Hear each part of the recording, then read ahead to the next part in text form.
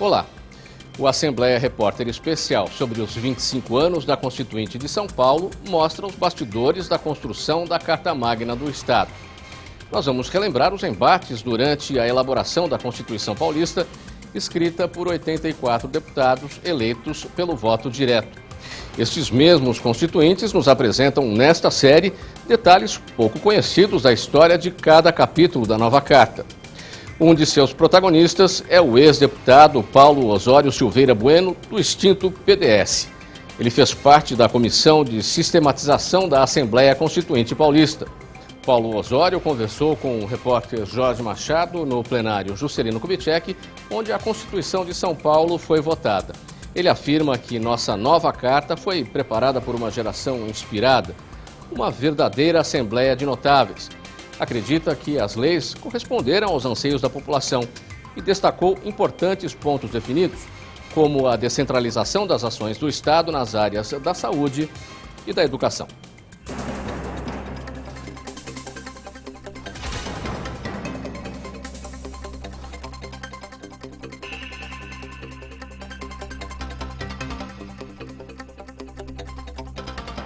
São Paulo está fazendo uma Constituição moderna, com a participação da comunidade. Ela será um poderoso instrumento para o desenvolvimento e para a melhoria das condições de vida do nosso povo. Tivemos especial atenção com a educação, a saúde, o meio ambiente, a segurança e a habitação, procurando criar melhores condições de vida para todos.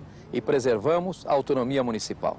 Paulo Osório Silveira Bueno, advogado e empresário, foi presidente do Centro Rio Branco, coordenador da Arena Jovem, secretário municipal da Educação, da Cultura, Esportes e Turismo em Rio Claro. Foi deputado estadual constituinte, 87 e 91, eleito pelo PDS com 23.117 votos. Foi secretário-geral do PDS em São Paulo e membro do diretório do partido. Deputado Paulo Osório, vamos lembrar dos embates. O senhor falou que houve um tempo preparatório desta carta que está aqui. Vamos falar dessa passagem do deputado presidente Luiz Máximo para o deputado Tunico Ramos. A Constituição Federal foi concluída em outubro de 88.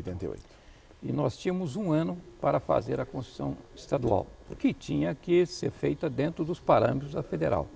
Então, concluída aquela, nós tínhamos os parâmetros dentro dos quais podíamos trabalhar. Acontece que entre o fim de outubro e até a eleição do próximo presidente da Assembleia, o antigo presidente era o deputado Luiz Máximo, que tinha migrado do PMDB para o PSDB, que tinha sido constituído na época. Sim. E o governo e a maioria dos deputados era do PMDB, era o partido majoritário da Assembleia. Então, o PMDB quis esperar o dia 15 de março até que tomasse posse a nova mesa, né? Sim. E foi eleito o deputado Tunico Ramos. Então, na prática, nesses primeiros meses, nós não começamos efetivamente a Constituição. Mas o deputado Luiz Máximo deixou pronto um esboço, um anteprojeto. Um anteprojeto. Que foi dentro deste anteprojeto que nós trabalhamos, pelo menos como método de ação. Sim. O anteprojeto foi profundamente modificado. Sim. Seria interessante dizer o seguinte, aquela foi uma geração inspirada, foi uma geração diferenciada na Assembleia. Muito preparada, inclusive. Muito preparada, essa empreitada que era escrever a Carta dos Paulistas. E nos anos seguintes, muitos daqueles deputados tornaram-se secretários, ministros, senadores, e muitos deles até hoje estão no primeiro plano da política nacional. Sim. Então foi uma Assembleia notável. Se nós voltarmos à história do Brasil 20 anos, 20 e poucos anos, esses governos que foram principalmente do PSDB e do PT, o núcleo desses governos teve uma parte considerável originária daqueles deputados da Assembleia. Então, eu tenho a impressão, Jorge, de que a Constituição de São Paulo ficou boa, muito boa. A altura dos paulistas, como se fala, dos anseios da população. Sem dúvida nenhuma. A altura de São Paulo. São Paulo é um estado, na verdade é diferenciado. Um país, se pode falar. É um país. São Paulo tem exatamente a população da Argentina. Olha, a Argentina é um grande país. Sim. Mas São Paulo tem quase que o dobro da economia da Argentina. Sim. Do ponto de vista econômico, social e até cultural, São Paulo está muito acima da Argentina hoje. Sim. E a Argentina é um dos maiores países do mundo, um país respeitado.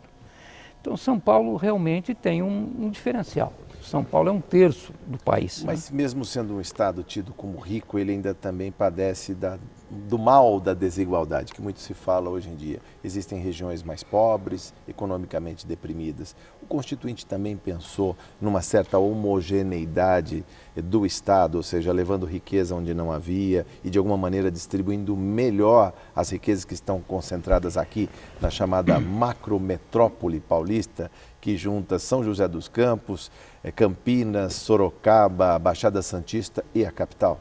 A macrometrópole, por exemplo, é 75% da economia de São Paulo. Quer dizer, a macrometrópole é maior do que a Argentina, né? Maior do que a Venezuela, maior que a Colômbia. O que está expressamente dito na Constituinte, em alguns capítulos está expressamente definido até, que haveria na Constituição uma grande descentralização, era um objetivo preciso, descentralizar as ações ao longo do Estado, ao longo das regiões, e principalmente as ações de educação, de saúde, aquelas que mais afetam a vida da população. Mas como garantir direitos com orçamentos limitados, até hoje padecemos. Aliás, se pode falar que a Constituinte paulista foi além quando descreveu que, na carta, 30% dos recursos deveriam ser carimbados para a educação, 15% para a saúde. A Carta Nacional falava em 25%, ou seja, o Constituinte paulista foi mais ousado. Isso foi criação de alguns deputados, essa ideia dos 30% para a educação. Eu participei de um pequeno grupo que concebeu essa condição e que teve um trabalho muito grande para convencer o Executivo de que seria possível isso. Porque o Executivo, é claro que tem uma sempre interferência. Refratário com os recursos da Fazenda.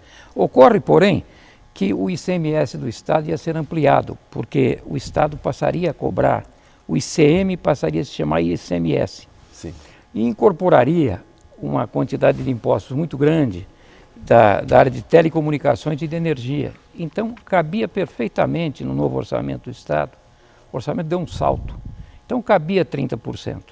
E esses 30% eram fundamentais por causa do ensino básico do Estado, por causa do ensino fundamental, o antigo primeiro e segundo grau.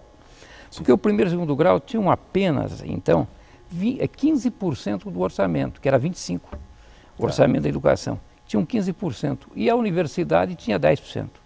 A universidade, na época, tinha 70, 80 mil alunos. Na rede, milhões. E a rede tinha 6 milhões. 6 milhões na época. 6 milhões. Hoje ela diminuiu porque se transferiu para os municípios. Muito para o município, exatamente. Então, quer dizer, na verdade, um aluno universitário custava naquela época 50 vezes um aluno de primeiro grau, até um pouco mais. Então nós conseguimos reduzir essa diferença, aumentando a verba do ensino básico. Né? Ensino fundamental. Isso foi uma coisa importante. Surgiu na comissão a qual eu pertencia, que era da Ordem Econômica e Social, onde estava o capítulo da educação. Da educação. O presidente, o relator da comissão, era o deputado Wagner Rossi, uma pessoa de grande liderança política, um professor universitário ilustre, com grande sensibilidade. A deputada Guilmar Namo de Mello, que foi depois presidente da Abril Cultural, da Abril Educação. E do Conselho Estadual da Educação. Conselho Estadual da Educação. E alguns outros, poderia citar diversos, né? Sim. Eu próprio, nós participamos da concepção disso, de que precisávamos colocar 30% e precisavam convencer o Executivo a aceitar e a Assembleia também. Mas como aumentar o percentual da educação sem ferir as outras pastas? Eu acho que o grande desafio do Constituinte era aumentar, claro, os recursos permanentes carimbados para a educação, mas ao mesmo tempo não ferir os outros setores tão caros à vida dos paulistas. Por aquele motivo que explicava agora há pouco, houve um salto na arrecadação do Estado quando se incorporaram os impostos sobre energia e sobre telecomunicações, principalmente os impostos sobre serviços. São as grandes fontes de receita até hoje no Estado. Até hoje. Hoje a base da receita é uma receita compulsória. Energia e telecomunicações. Então, com esse resultado, o orçamento cresceria muito. Sim. E tinha espaço, então, não era uma coisa insensata, falar de onde eu vou tirar para pôr aqui. Não, ia haver um gap, ia haver um salto. Sim. E dentro desse salto, era justo que a educação se fizesse, assim como a saúde também. Diminuir as enormes diferenças de qualidade de vida entre a população das centenas de municípios paulistas. A gente faz agora um pequeno intervalo no Assembleia Repórter Especial, o legado da Constituinte. De volta em poucos minutos. Até já.